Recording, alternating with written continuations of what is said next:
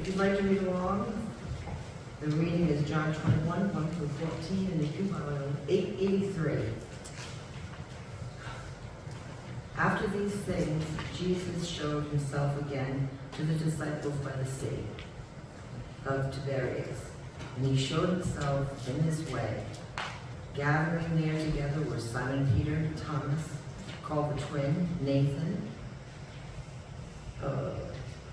Cana and Galilee, sons of Zebedee, and two others and the disciples. Simon Peter said to them, I am going fishing. They said to him, we will go with you.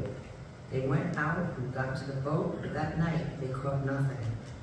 Just after daybreak, Jesus stood on the beach. But the disciples did not know that it was Jesus. Jesus said to them, children, you have no fish, have you? And they answered him, no. He said to them, cast the net to sea on the right side of the boat, and you will find some. So they cast it. And now they were not able to haul it because it was so many fish. The disciples whom Jesus loved said to Peter, it is the Lord. When Simon Peter heard that it was the Lord, he put down some clothes, for he was naked, and jumped into the sea.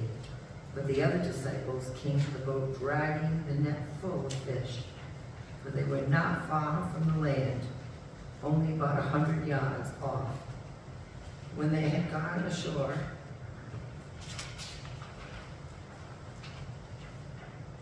they saw a charcoal fire there, with fish on it and bread.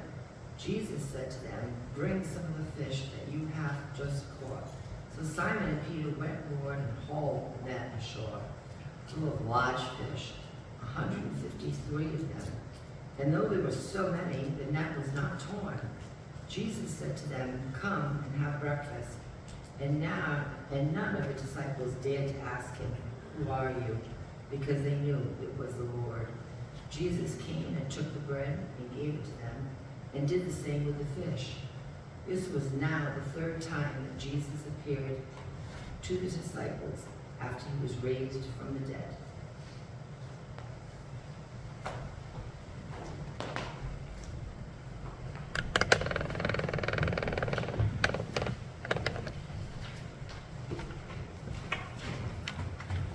Would you be with me in a moment of prayer? Holy God, we have heard the stories of Jesus calling disciples, reaching out to them while they're in the midst of their work as fishermen, inviting them to a meal. We have come here, O God, in the sense you have invited us to a feast of your presence and your spirit and your love. May we be filled with that now as we gather and worship, as we reflect on these passages. We pray these things in your name. Amen. Well, all except for today, although when I look out the window, I see some little green leaves starting to come up on the trees. And what is it, the old saying, when the leaves on the poplar are the size of a mouse's ear? That's when the fishing is good, or the smell's good. One of them. But with the return of longer days, more sunlight, and the forest floor is beginning to show green up, and spring activities have begun, raking and those sorts of things. These passages from Matthew and John came to my mind this week, so forgive me as I stray from the lectionary assigned to this Sunday, and let's go fishing.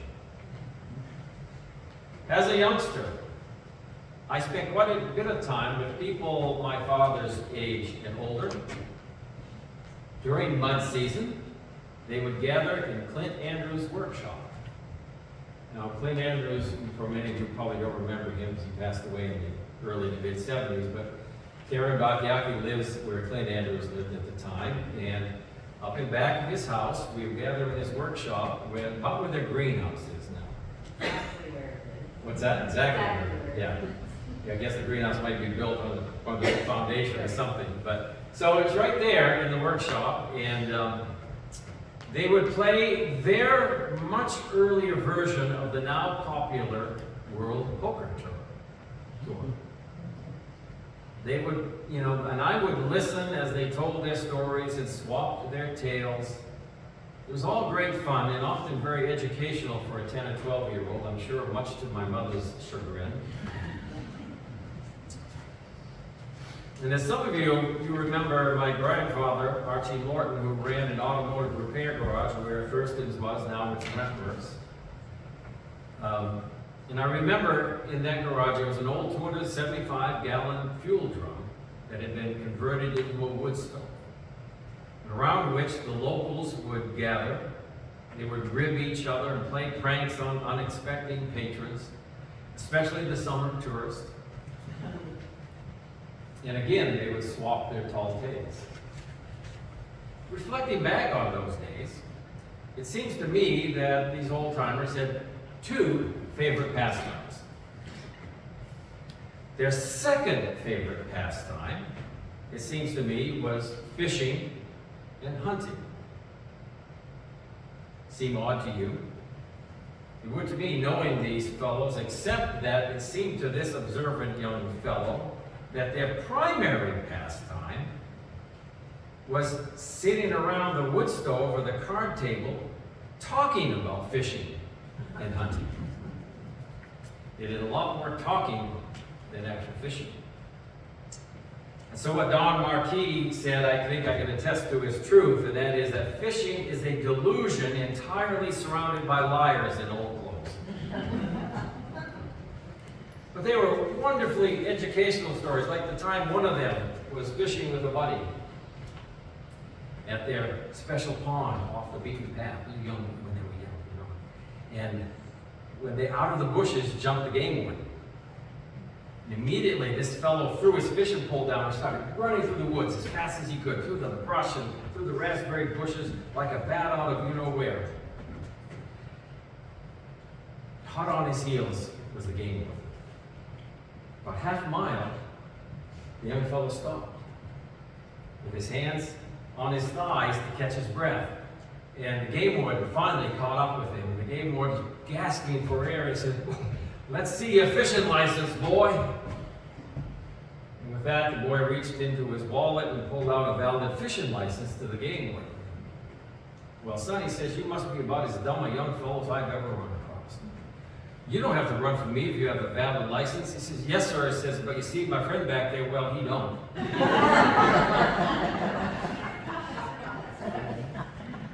We're in church and we shouldn't be telling such tales. So let me share one with you that's more spiritual in nature. One Sunday morning, a young boy arrived at his Sunday school class a bit late. His teacher knew that the boy was usually very prompt and asked him if anything was wrong. And the boy replied, "No," that he had been planning on going fishing, but his dad told him that he needed to go to church instead. The teacher was very impressed and asked the boy if his father explained to him why it was important to go to church and Sunday school rather than to go fishing. "Yes, ma'am," he did. My dad said he didn't have enough bait for both of us. Fishing. What is it about throwing this thin piece of string into the water with some sort of bait or lure attached or feathers tied to a bear hook that attracts more people than it does fish? There are those for which it is just a good time out with the guys or gals or the kids for a good, wholesome family time. For others, it is a chance to get away from the demands of the office or, dare I say, the home.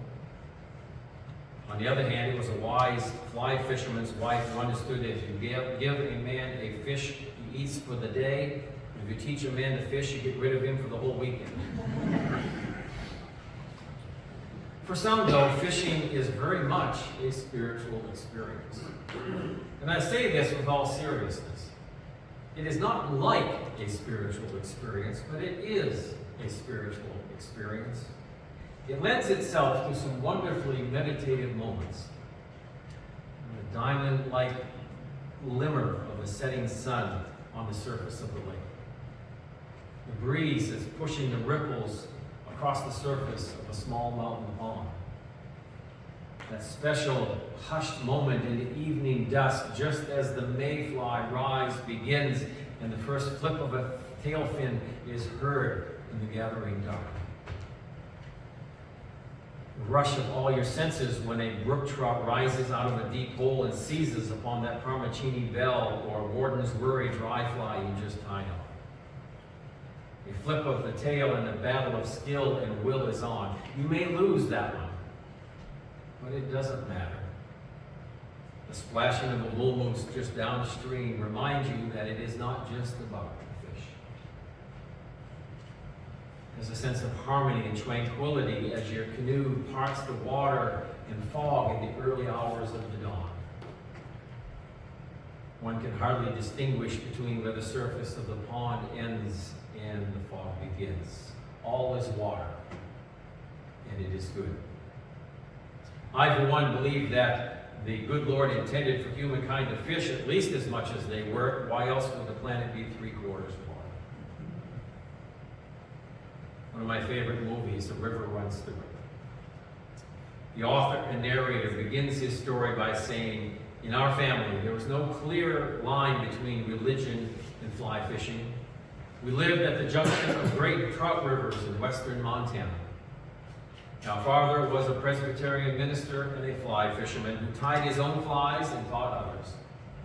He told us about Christ's disciples being fishermen, and we were left to assume, as my brother and I did, that all first-class fishermen on the Sea of Galilee were fly fishermen, and that John the favorite was a dry fly fisherman.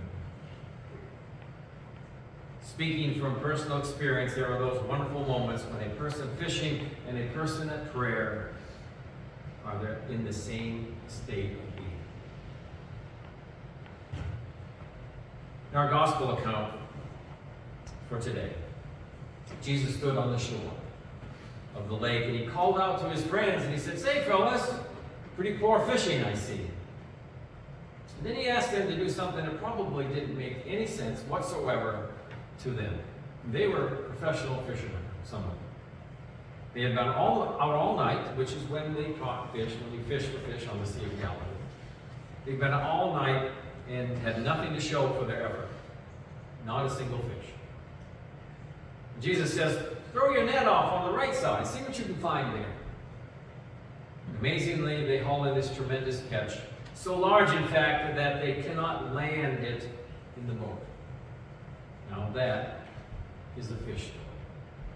Tell that around the wood stove back at my grandfather's garage, and you'll get more than just a snicker and a spit of tobacco onto the hot stove. Now that's fishing. Not only condoned and encouraged by the Lord himself. But think about this, fellow fishermen and women. Jesus was the first fishing god. Fishing in faith. And with increased interest in fishing and more people attempting to wet a line, I want to share with you something with you that might be considering this sport of the noble class. Some things that fishing is not. And this is fishing is not. Mind you, fishing is not, number one, reading magazines and the latest books about fishing. Sports Afield, Trout Digest, or classic books by the likes of Isaac Walton. They all have many fine articles, and one can learn a lot from them. But one can be tempted to buy a lot of unnecessary gear through them. But reading an article in Field and Stream is not fishing. Even if you are reading the latest best-selling The Purpose-Driven Fisherman, you're not fishing. Two, fishing is not, if reading is not about fishing, then neither is writing about fishing. Some pretty good, or is it lucky, fishermen write some pretty good articles and books about fishing, but while they're sitting at that computer keyboard hammering out an article after article, all about their wonderful exploits, they're not fishing. Their rods and reels stay in the closet. All their tackle, their skills, and their knowledge is left on the shelf and isn't being used to catch fish while they're telling others how and where to catch the big one. Third thing fishing is not. It is watching other people fish. It is my sincere belief that no real fisherman really likes to watch those fishing shows on television. Watching some pro, and by the way, I'd like to know how someone becomes a professional fisherman. You know, gets a TV show. Watching some professional with all his or her fancy gear and that sleek bass boat is like watching one of those reality TV shows. You know it isn't real. You've got a camera person leaning over your shoulder, watching every move, and then back in the studio, they got all this wonderful editing equipment. You don't catch a fish every 30 seconds. You're not fishing when you're watching others fish from shore or from your couch, or even if you're watching the fishing hour of power from the Crystal Lake Cathedral. Fourthly, you're not fishing when you're arguing with other fishermen about which bait to use. This one has done a lot. This was done a lot by the fellows in that workshop, thumbing their poker chips. But they never caught a single fish while they were doing it. Now everyone has their own secret fishing hole, and every angler has his or her secret weapon, a lure or a fly that is guaranteed to catch fish. You know, white sits are right in the Field Stream ad, all for the special price of $29.95. It all makes for interesting conversation, but fishing is not sitting around the camp discussing methods. One has to be out there on the water. Fifthly, it is not telling your favorite fish stories. I don't believe I have to expound on this much on this point, except that most fishermen talk it up a whole lot more than they actually practice their application. Sitting around talking about your exploits may catch a great number of fish in your mind, but it puts very little in the worker creel. Fishing always seems to have better. You notice this when they're telling the stories, fishing always seems to have been better in the good old days. And we all have read about those other fishermen who always seem to have the luck. You know them. They always seem to be the ones who were here last week when they were really biting. And lastly, fishing is not merely taking your empty fishing creel, set it down alongside a stream, and expect the fish to just come along and jump in.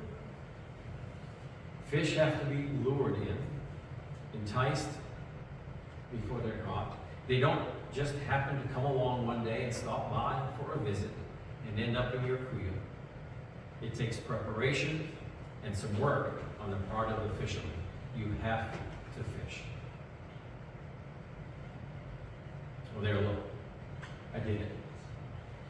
I spent all this time talking about fishing, just like the old timers I grew up with. And besides, this isn't Clint Andrews' workshop. This is church, and it's Sunday morning. And isn't a sermon supposed to be about spiritual things, about like God and like Jesus and discipleship and reaching out to others, sharing the good news? Does fishing have anything to do with these things? Maybe. Just maybe. After all, we're told by Matthew in his gospel that as Jesus walked beside the Lake of Galilee, he saw Simon and his brother Andrew casting a net into the lake, for they were fishermen. And Jesus said to them, "Come and follow me, and I will make you fishers